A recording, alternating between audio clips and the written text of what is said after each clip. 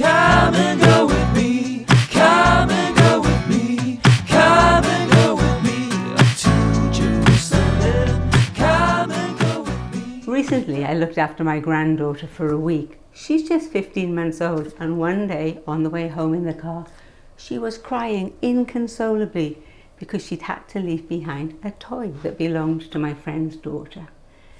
To calm her down, I resorted to a secret technique known to many of us who've had anything to do with young children. The wheels on the bus go round and round. It worked like magic. But actually, songs and music can be so helpful in turning our mood around, can't they? Maybe you have particular playlists that you like to listen to, especially when you're on a long journey. Maybe you listen on Spotify or create your own personal radio stations. Or maybe you're an old-fashioned dinosaur like me, who still loves to listen to the summer mix that I burned on a couple of CDs many years ago. The technology might be dated, but the music, timeless.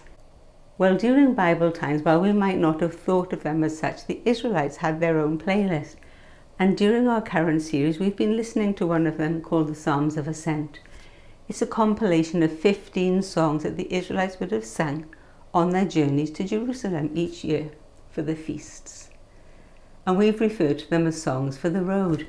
Just think, as they sang these songs, they'll be listening to a playlist about the faithfulness of God.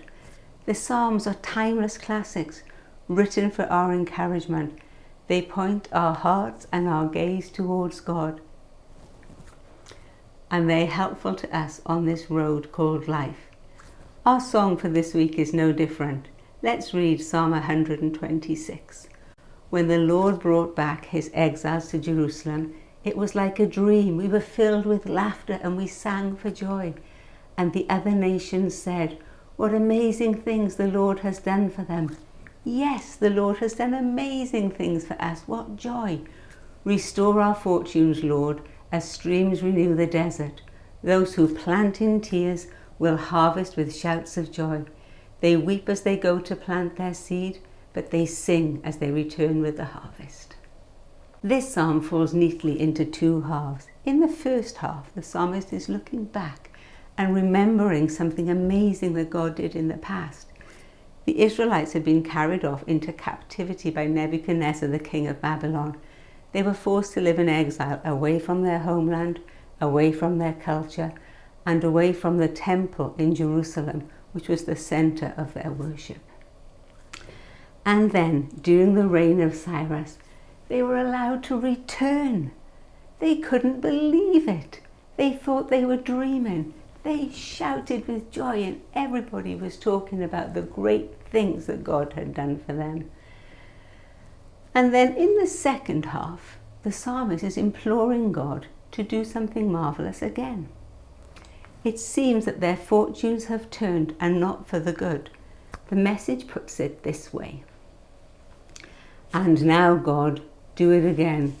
Bring rains to our drought-stricken lives, so those who planted their crops in despair will shout yes at the harvest. So those who went off with heavy hearts will come home laughing with armloads of blessing. Evidently, something in their circumstances had changed, because the psalmist is now talking about being drought-stricken, in despair, and having heavy hearts. And life is like that, isn't it? We have good times and challenging times, peaks and valleys. In his commentary on the Psalms, James Lindbergh makes the point that Psalm 126 comes from a people who are living between the times, between a good time remembered and another good time hoped for. And maybe that's you. You've experienced God's great deliverance in the past, when you were first saved, or when God helped you through a desperate situation or a challenging season. But now that fruitfulness and blessing is a distant memory. Your circumstances have changed. You feel barren and dry. You're living between the times, waiting for things to turn around. And maybe you're weary on this journey of faith.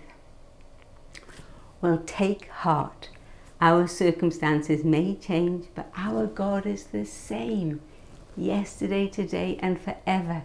He is faithful to us throughout the whole journey. And in Psalm 126, God has given us a song for this section of the road. It's full of hope and practical advice as we wait for God's help and deliverance to come. It encourages us to remember what God has done in the past, to request His help for the days to come. And it ends with a promise that as we sow in tears, we will reap with songs of joy. Remember, request, reap. When I feel like I'm living in between the times, I often remember a time in my life when God brought me out of what felt like exile. While I wasn't carried away to a different land, many of the things that made up my everyday life as I knew it were taken away. In fact, this particular sermon series reminds me of it again and again, as we've seen this picture behind the slides. More on that later. My years of exile began towards the end of 2011 when our son David left home for college. Not a bad thing, but an adjustment for sure, and we missed him terribly. Then early in 2012, I was betrayed by a close friend who made some spiteful accusations against me. And around the same time, our dear friend Rosa was diagnosed with lung cancer. I sat with her each time she underwent chemo, and she was doing really well, and it looked like she would be okay. Then in the middle of the night, her husband rang me to say the hospital had called and she was fighting for her life. We rushed to her bedside, and I held her hand and sung to her in case she could hear me. I prayed over her unconscious body, and I was still holding her hand as she passed. The church and the hospital staff were shocked. Nobody expected this to happen. That was a tough start to the year, but that was just the beginning. Because in June, we had plans to visit Gareth's family in Guernsey and my family in Wales to celebrate Rebecca's graduation and 18th birthday. I'm the youngest of 6 sisters, and we planned a big family reunion. As we landed in Guernsey, a little local airport, Gareth went ahead to pick up the rental car while the rest of us waited for the bags. As soon as I saw him, I knew that something was horribly wrong, and he gently told me that my sister Leslie had died. She was 59, the age I am now. Our celebration turned into a wake. I was shell-shocked returning from that trip, and I was numb when just a week later we said goodbye to the Lanes, our dear family friends. Jason had lived with us before they were married, and our children loved them. I'd held their son Christian when he was a newborn, and we had a special bond. And now they were moving away just before Rebecca was leaving for college. We were saying a lot of hard goodbyes. Well, that fall we went to a conference in Turkey, and we had a great time, and I thought surely this is the start of the new season. But on our return, we experienced some of the most challenging times that we'd ever faced with regard to pastoral situations in the church. It almost broke us all. The implications were so far-reaching for our little church plant. Not surprisingly, I really needed a break. So I made plans to go back to visit my family in the December and maybe do a little Christmas shopping for some of our British treats to cheer us up. But just weeks before I was due to leave, my mother was diagnosed with breast cancer.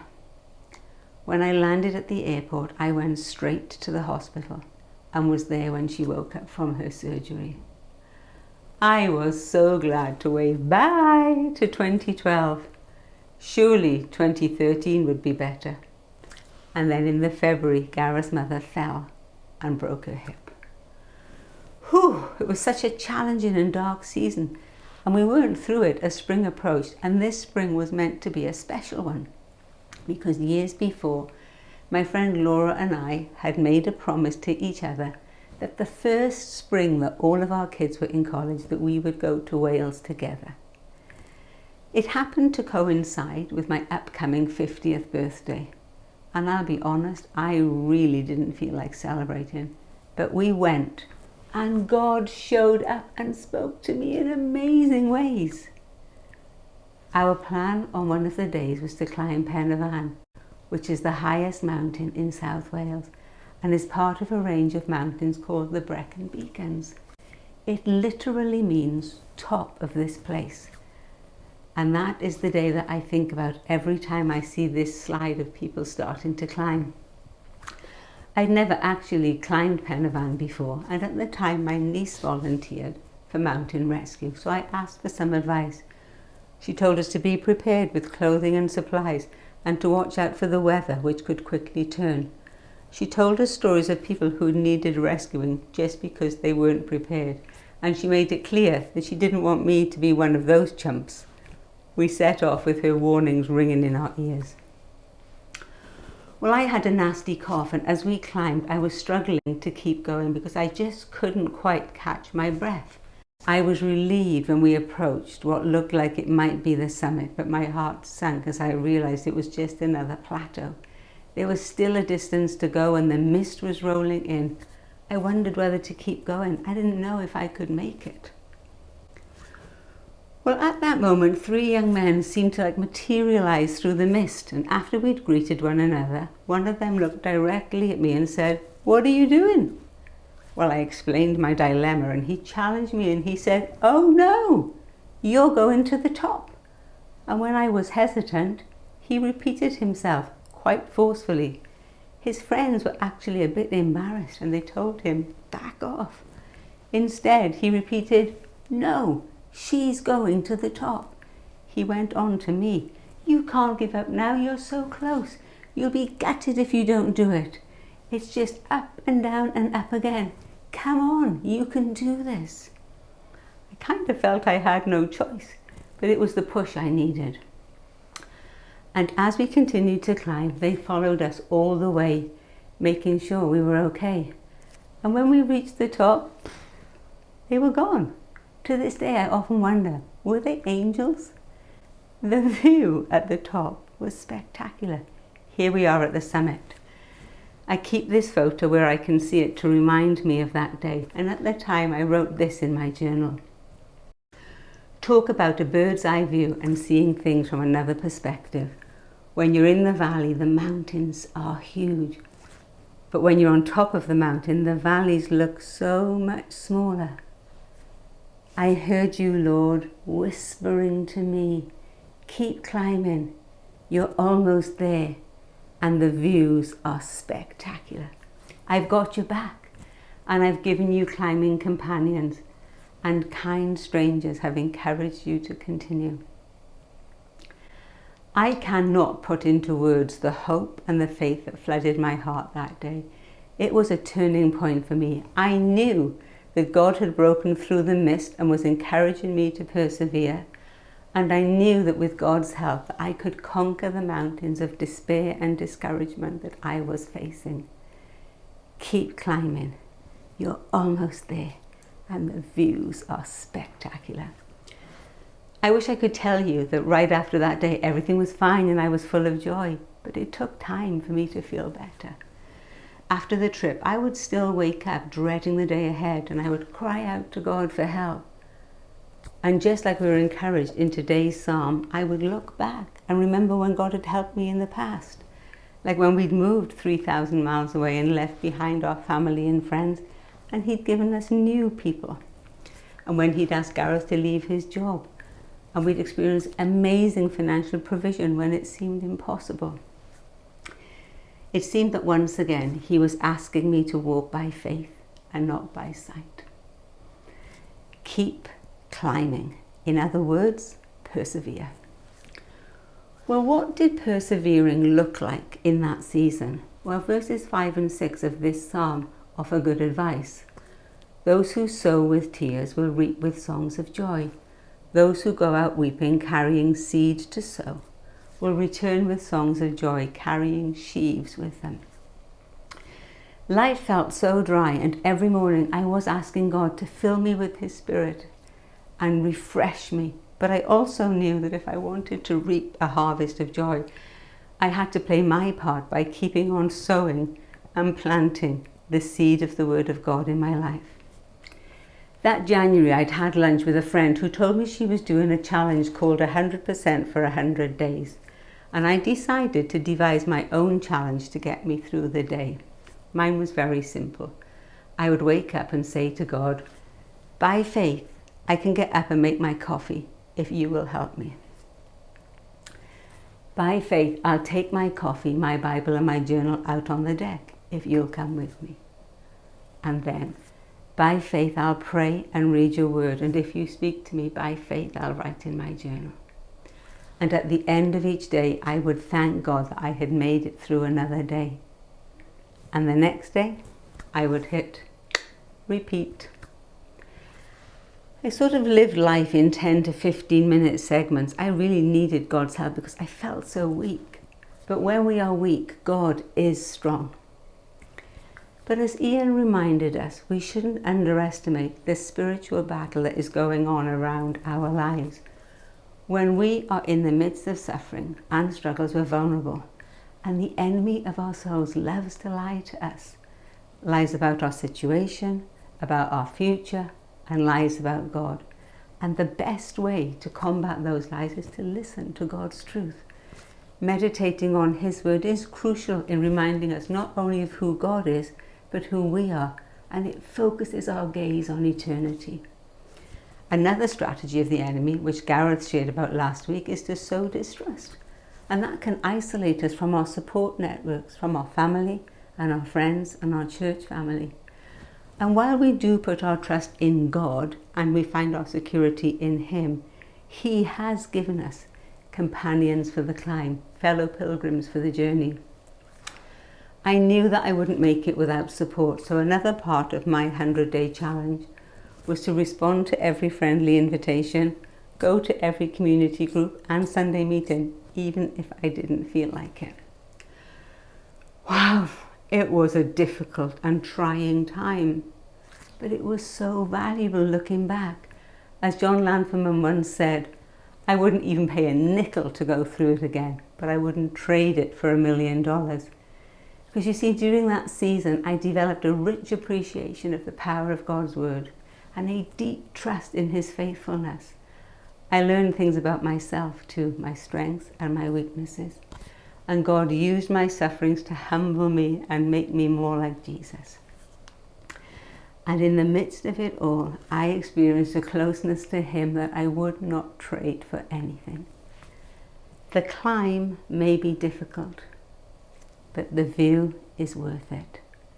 How did I get to the summit? By the grace of God, step by step. I just trusted that if I put my foot forward, that He would give me the breath to keep going. On June the 3rd, 2013, I wrote in my journal, today is a new day. I'm not waking up dreading the day anymore. Truly, if it hadn't been for God, I don't know where I'd be. Ever since that day, I have known without a shadow of a doubt, He's got me. Where are you on the road today? Maybe you feel like you're living in exile and you've never experienced a miracle from God. Or you're in a desperate situation. You really need God to bring you through. He's done it before. You know He can do it again, but you're still waiting. Or maybe like me, life is okay, but you're living between the times. You've seen God do amazing things in the past. You've been through seasons of blessing, but you want God to do it again. Or maybe you're the one shouting songs of joy, head thrown back, laughing. Life is so good that you feel like you must be dreaming. Well, your story of deliverance can be a source of hope and encouragement for others. As we came back down the mountain, we were laughing and joking. We were giddy with excitement that we'd made it to the top. As we came down on the descent, we were the ones offering encouragement to others who were still climbing to the summit. We knew that if we could make it, so could they. Wherever we are on the road, Let's remember what God has done in the past.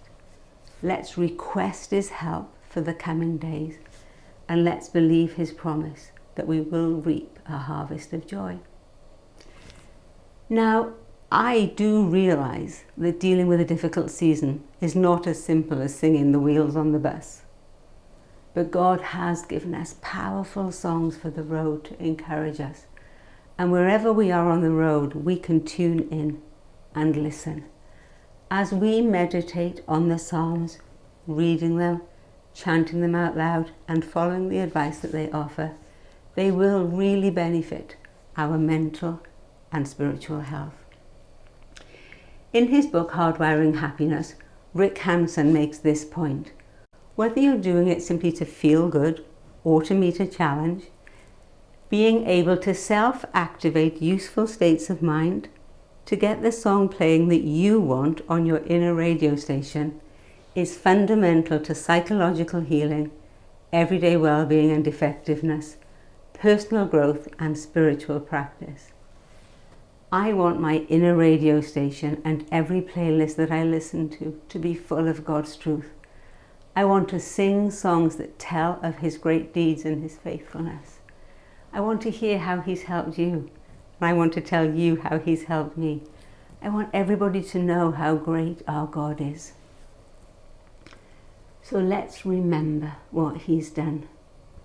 Consider starting a journal and write down your stories of God helping you or speaking to you. And tell your God stories to other people. And if you don't have any personal stories yet, borrow a few from the Bible or from a fellow pilgrim. That's why it's so great when we discuss God's word together in community group. We've heard some great stories in our group recently because testimonies are so powerful, aren't they? So be eager to share your testimony whenever you can. Those stories point us to God, our deliverer. They remind us of his goodness, his faithfulness, and his power. And as we remember, we are filled with faith and hope to ask God to do it again. So pray for God's help for you. Pray for God's help for others. And while you're waiting for the harvest, keep sowing. Keep reading, keep listening, keep singing, keep trusting, keep asking. God is faithful. He will not abandon you on your journey. In the May of that year, God did something that was amazing to me. He opened up a job opportunity for old friends to move to the USA. Friends that we had history with. Debbie had looked after David as I gave birth to Rebecca. We'd vacationed together, started a new community group together, and Debbie and I had run a play group together.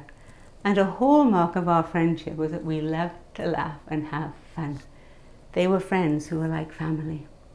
Well, the interview process began in May, and by the end of the summer, they were living in the same town, fully involved in our lives and in the life of the church. Somehow the exile was over.